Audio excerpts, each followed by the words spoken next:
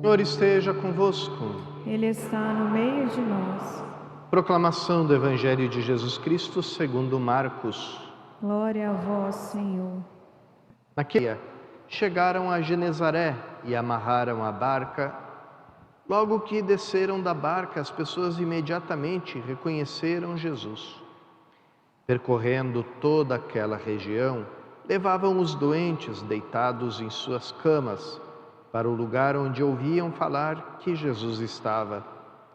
E nos povoados, cidades e campos onde chegavam, colocavam os doentes nas praças e pediam-lhe para tocar, ao menos, a barra de sua veste. E todos quantos o tocavam, ficavam curados. Palavra da salvação. Queridos irmãos e irmãs, quanta alegria a gente tem em escutar esse primeiro capítulo do Gênesis, esse início do livro do Gênesis. Um livro de uma beleza, de uma profundidade insondável. Me lembro que, quando estudei a teologia em Roma, quase todos os tratados de teologia tinham uma análise desses primeiros 3 capítulos do Gênesis, que são escritos não numa linguagem histórica nem científica, passava longe da intenção do autor dizer algo científico sobre o mundo, não existia nem sequer a noção atual que a gente tem de ciência, mas para nos falar da origem do mundo no seu aspecto mais profundo, aquele aspecto que está ligado com a força, o poder, a sabedoria do próprio Deus Criador. É interessante que na época antiga existiam 2 linhas de pensamento sobre a origem do mundo, porque, como a gente sabe, cada povo, cada comunidade histórica tinha o seu próprio relato do início do mundo, esses relatos que são chamados de cosmogonias, quer dizer, a origem do cosmos.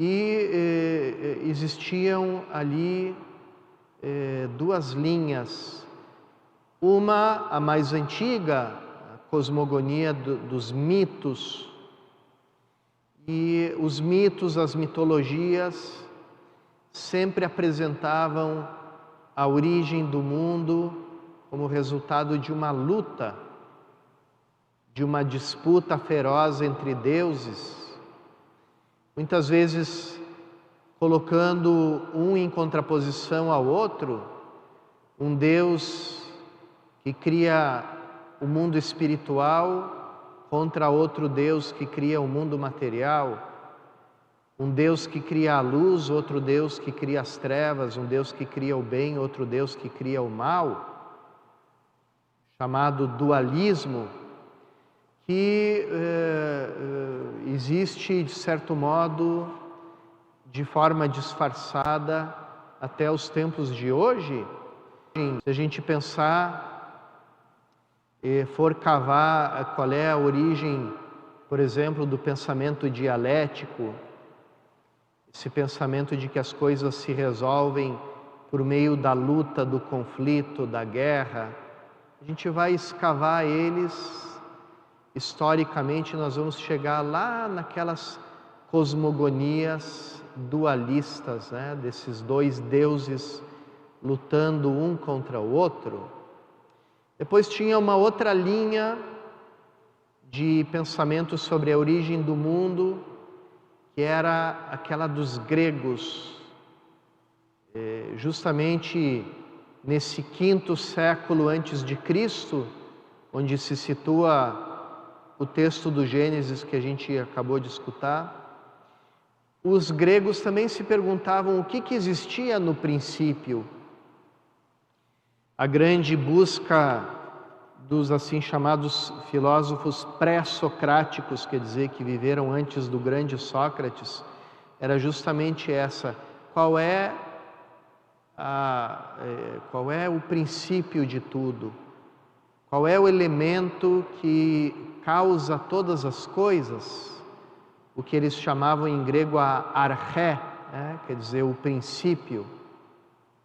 E os filósofos gregos, se afastando da mitologia, se afastando das religiões, com seus relatos míticos, fantasiosos, eles procuravam a resposta na razão e procuravam uma resposta materialista para a origem do mundo.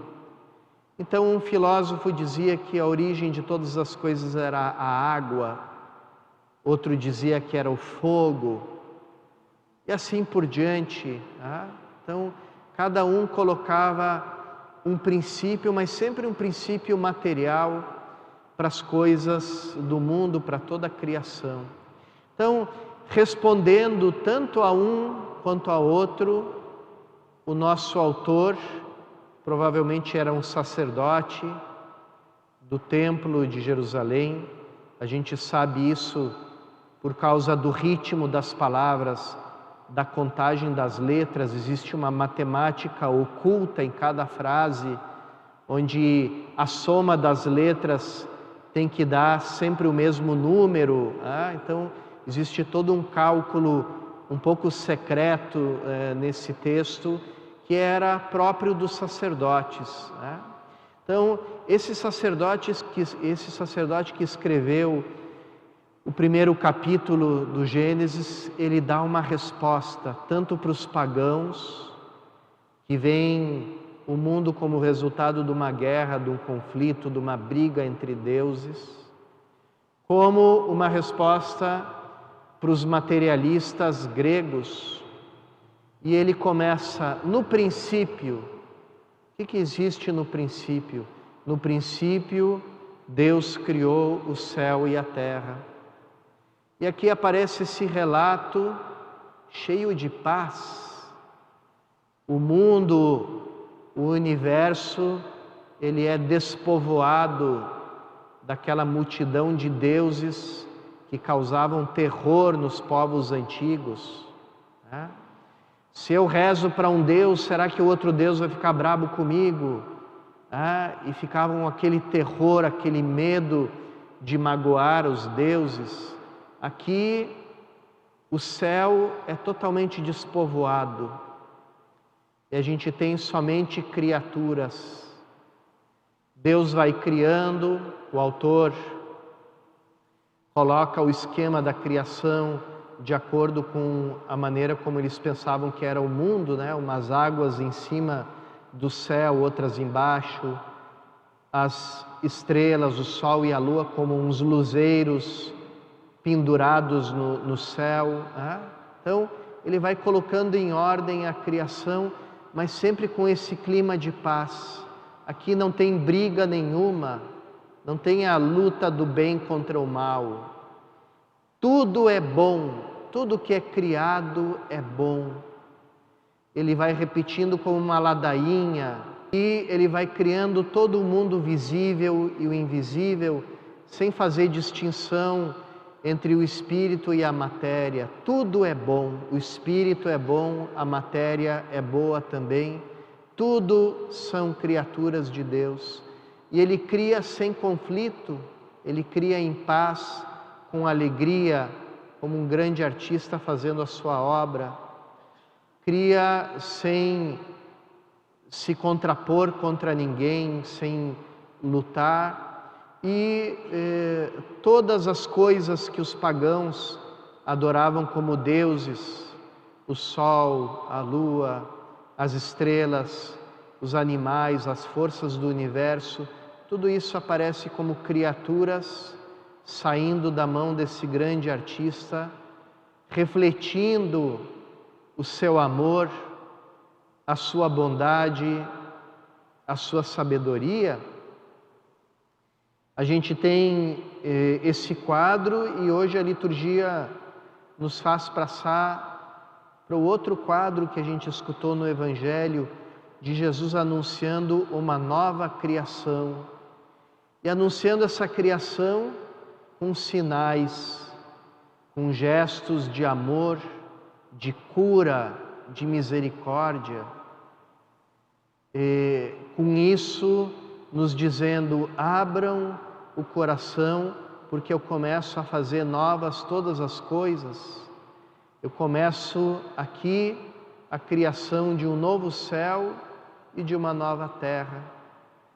E tudo aqui nessa nova criação é repleto de amor, e de amor de uma forma muito concreta, na forma da misericórdia, da piedade, da compaixão.